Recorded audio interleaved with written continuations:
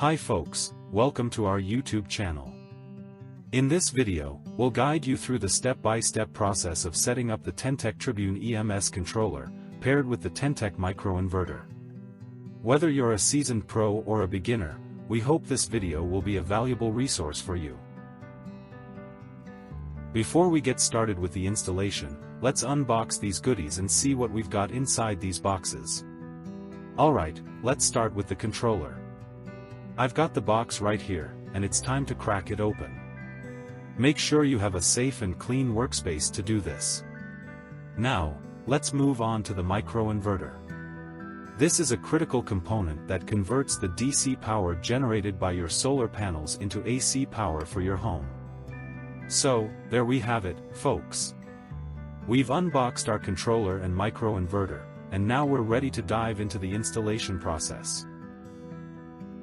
First, fix the mounting feet back side of the controller and slide out the 4 mounting feet from the back of the controller. Position the controller with its mounting holes and put 2 screws inside the upper side of controller, and the screw's head should be smaller than bigger side holes of controller. Slightly lower the controller, allowing it to hang on the smaller side of the mounting hole.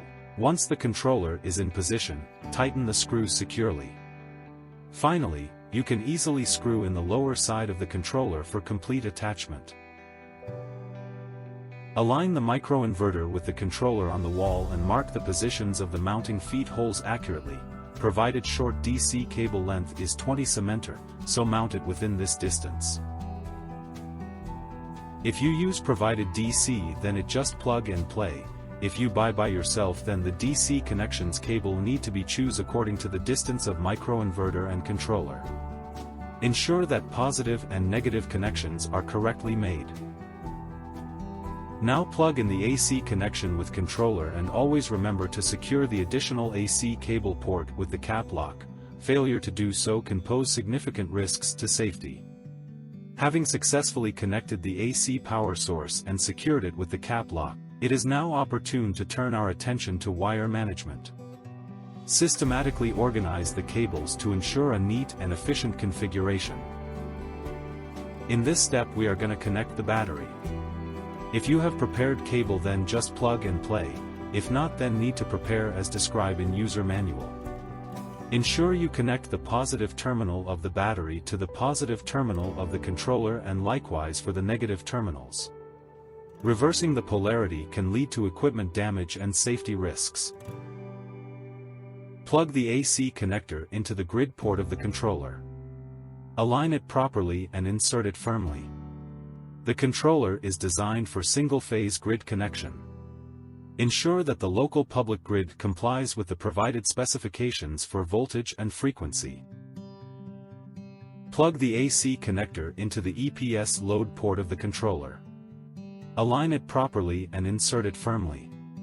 Ensure that no loads are directly connected to the controller. Use a microbreaker as an intermediary between the controller and any loads.